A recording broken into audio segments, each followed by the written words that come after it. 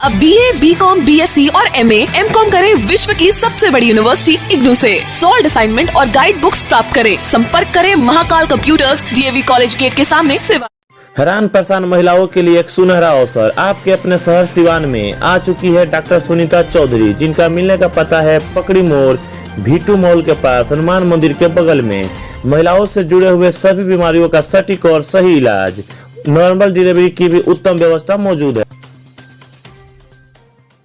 नमस्कार, आप देख रहे हैं N20 लाइव। तो जैसा कि आपको बता दें कि अभी फिलहाल में पंचायती राज चुनाव हाल ही में संपन्न हुआ है और पंचायती राज चुनाव संपन्न होने के बाद और जैसे नया साल का आगाज हुआ उससे देखा गया कि राजनीति सरगर्मियां फिर से एक बार बढ़ने लगी, क्योंकि आगामी नए साल में नगर पार्षद का भी चुनाव संपन्न कराना है चुनाव आयोग द्वारा। तो कयास लगाया जा रहा है कि अप्रैल माह में ये चुनाव संपन्न करा लिया जाएगा कहीं ना कहीं चुनाव आयोग द्वारा। तो लेकिन अभी इस कड़ाके की ठंड में देखा जा रहा है कि गर्मा गर्म राजनीति का माहौल बना हुआ है सिवान जिले में। और सिवान जिले की राजनीति जिस तरह से करवट ले रही है, हर एक दिन कुछ ना कुछ नया यहाँ पर देखने को मिल रहा है। तो अभी हमारे साथ मौजूद है यहाँ पे RJD के अध्यक्ष रवि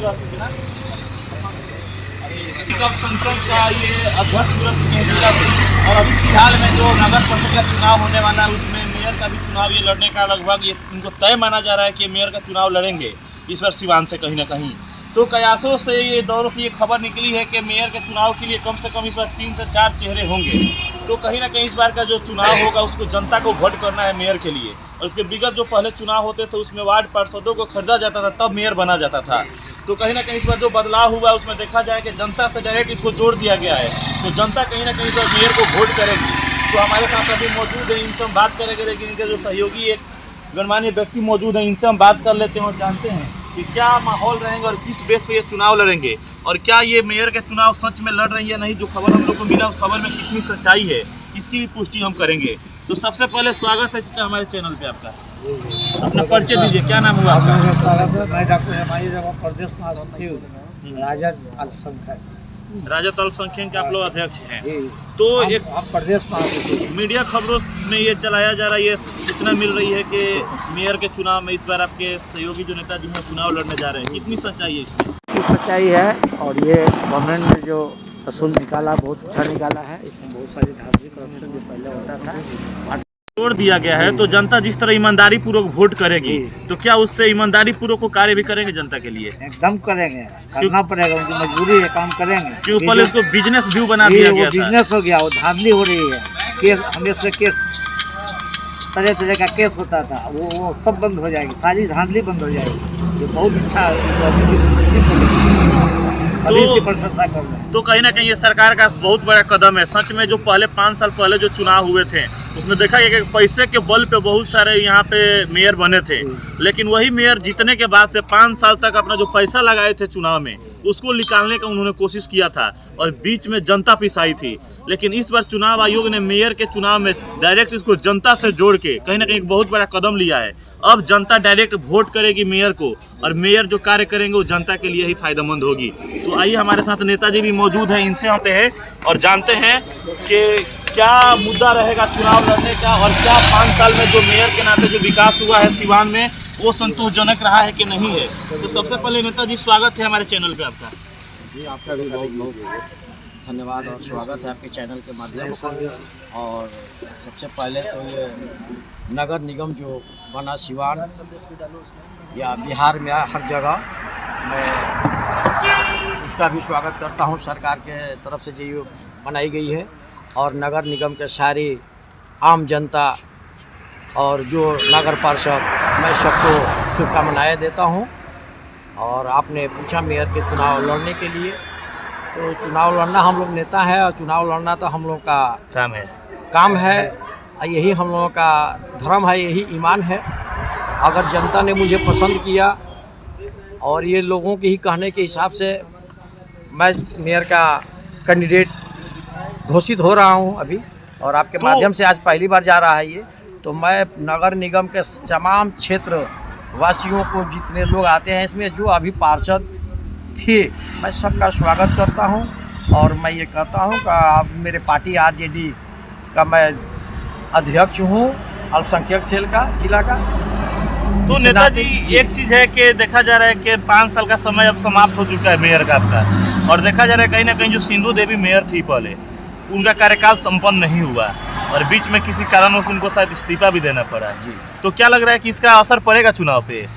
देखिए, ये तो जनता भली भांति जानती है और मैं किसी पर कोई आरोप प्रत्यारोप नहीं लगा सकता हूँ। गठित प्रत्यारोप आरोप मैं नहीं लगा सकता हूँ।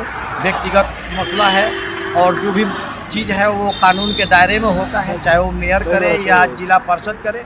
जो भी गवर्नमेंट की जो आपका पॉलिसी होता है, जो उसका फंड आता है, वो सारी चीज़ें लिखा पढ़ी के तहत होता है।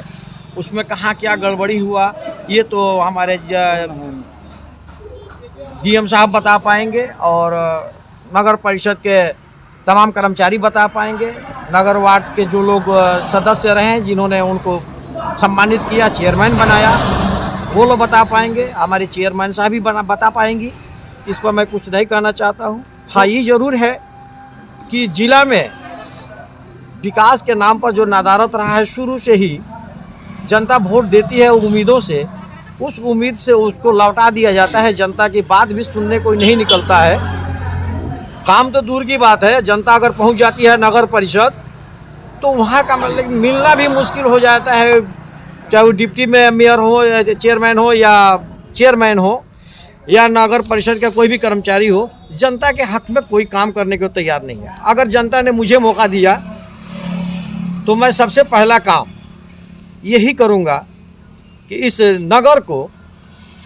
नगर में जो भी भ्रष्ट लोग हैं, जो गरीब, आप देखते होंगे रोड पे बच्चे भीख मांगते हैं, कुछ महिलाएं बिना कपड़ा के आज ठंड में ठिठुर रही हैं। सही बात है। और इसको पूछने वाला ना यहाँ का कोई गवर्नमेंट पर रूल लगा देना, सीएम को कुछ भाड़ा बुला बोल देना, ये राजनीति हुआ। हम भी राजनीति कर सकते हैं, लेकिन यहाँ जो पदाधिकारी है, जो मुतय्यन किया गया है गवर्नमेंट की तरफ से, चाहे डीएम साहब हो, चाहे प्रशासन के लोग हों या कोई जनप्रतिनिधि है जो चुन कर आया है, या चुनने के लिए जो लोग चुनाव लड़ते हैं, हार जाते हैं, इन सबको आगे आकर ये सब काम करना चाहिए जो आज तक भविष्य में आज़ादी के बाद इस तरह का काम नहीं हुआ है। छोटे बच्चे जो प्लास्टिक तापते हैं, देखते हैं लगता है कि कोयला में से निकले हुए। तो नेताजी, एक चीज़ है, कहीं ना कहीं सरकार को भी इस पे शक था, तभी तो सरकार इस नियम को बदल दी। वार्ड पार्षदों को खरीद बिक्री वाला जो माहौल बना हुआ था, उसको चेंज करके सरकार ने अब ला दिया कि जनता डायरेक्ट वोट करेगी मेयर के लिए। इस सरकार के कदम को आप कितना हद तक सही देखते हैं? नहीं, मैं इस कदम को स्वागत करता हूं और जनता से भी अपील करता हूं कि इस कदम जब सरकार ने उठाई है, ये जनता के हक में है, पब्लिक के हक में है। पब्लिक भी चुनाव के वक्त जो बलगलाने वाला बहुत सारे ऐसे लोग आते हैं, ऐसी बातें करते हैं कि जनता को तोड़ देते हैं। एक जगह जनता नहीं हो पाती है। मैं ये आह्वान कर रहा हूँ आज से, जो हमारे वोटर हैं नगर निगम के जो होंगे, वो उनसे मैं खास करके युवाओं से कहना को उस बहकावे में न आए और बेहतरीन से बेहतरीन जो आपके सामने कोई कैंडिडेट हो उसको आप वोट करें। जात पर नहीं, पात पर नहीं, धर्म पर नहीं, किसी ऊंच नीच, काला गोरा, ये सारी भेदभाव छोड़कर आप वोट करें। तो क्या माना जाए नेताजी, क्या से चुनावी का बिगुल फूक चुके हैं आप? अब तय हो चुका है कि आप सिवान के मेयर का चुनाव आप लड़ेंगे? देखिए, जनता की मांग हो चुकी है कि दरोगा भाई आप चुनाव लड़े मेयर का। और मैं भी गांव से आता था, टणवा गांव से। टणवा गांव भी जुट गया। अभी हम लोग जहां बैठे हैं, ये भी सारे गांवें जुट गई हैं उस नगर परिषद में। तो सबका ये कहना है, जो हमारे लोग हैं, हमको चाहने वाले हैं, जो मिलने वाले हैं, वो सारे लोग कह रहे कि दरोगा भाई आपको आना चाहिए चुनाव। नेताजी, आप आरजेडी के नेता भी हैं और काफ़ी सक्रिय भी हैं, तो क्या लगता है कि आप पार्टी बेस पर लड़िएगा या निर्दलीय से लड़िएगा? देखिए, अगर पार्टी बेस का पर चुनाव हुआ, गवर्नमेंट ने ये कर दिया, तो मैं पार्टी का भावी प्रत्याशी रहूँगा और पार्टी जो निर्णय करेगी उसका मैं स्वागत करूँगा और उसी हिसाब से मैं काम भी करूँगा और पार्टी का सिपाही बनकर ही रहूँगा। पार्टी से मैं कभी अलग नहीं होने वाला हूँ और पार्टी के सभी लोगों को मान सम्मान, खास करके आम जनता को साथ में तो शुरू से जुड़ा हूँ आप लोग के माध्यम से। तो नेताजी, एक चीज़ सबसे बड़ा चीज़ है कि आप एक नेता हैं, आपके पास काफ़ी ज़्यादा राजनीति अनुभव भी है, लेकिन आप भी इसको अनुभव किए होंगे कि हर बार जब चुनाव होता है तो कहीं ना कहीं खरीद बिक्री का माहौल बनाया जाता है और लास्ट की जो 2 रातें होती है वही निर्णयदायक रातें होती है, उसी 2 रात में निर्णय लिया जाता है कौन चुनाव जीतेगा, क्योंकि पैसा का खेल उसी 2 रात में खेला जाता है। तो आप अपने क्षेत्र की जनता से आप क्या आगाह करना चाहिएगा और क्या अपील करना चाहिएगा जनता को? आप देखिए, सबसे पहले तो आपके माध्यम से मैं ये कहना चाहूँगा कि हमारे सिवान जिला के लोग और जनता, वोटर, माँ बहन जो भी हैं, बिकाऊ नहीं। और जो नेता इसको कहता है कि मैं खरीद लिया हूँ, वैसे नेता को तो ये जनता ही जवाब देगी हमारे सिवान की, क्योंकि सिवान की धरती राजेंद्र बाबू की धरती है, मौलाना मजहर साहब की धरती है।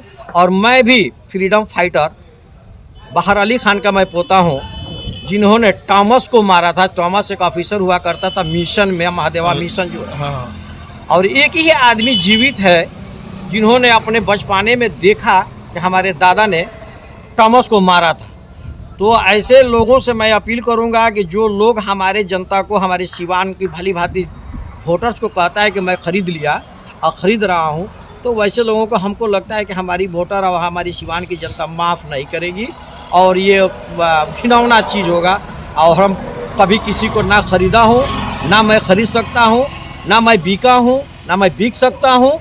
ईमानदारी पे मैं चला हूँ। यह जिला की प्रशासन भी मुझे जानती है और आज भी जानती है कि मैं थाने में गरीबों के लिए जाता हूँ। मैं जेल भी जा चुका हूँ। आपको ये भी पता होना चाहिए कि ओपी थाना प्रभारी ने हमारे बगल में गरीबों का ज़मीन कोई दूसरा कोई कब्जा कर रहा था, जैसे आपने कहा कि चेयरमैन, तो उसी तरह के लोग थे। मैंने लड़ा तो मुझे जेल भेजा गया। मैं इसके लिए बहुत बहुत आभारी हूँ ऐसे लोगों का कि मुझे उस मामले में जेल भेजा। वाकई मुझे दिली खुशी हुई कि मैं संघर्ष करता हूँ गरीबों के लिए, करता रहूँगा। और मेरी रीजन में अगर जैसे हम जिला अध्यक्ष बने हैं, मैं बहुत सारे काम कर रहा हूँ उस माध्यम से।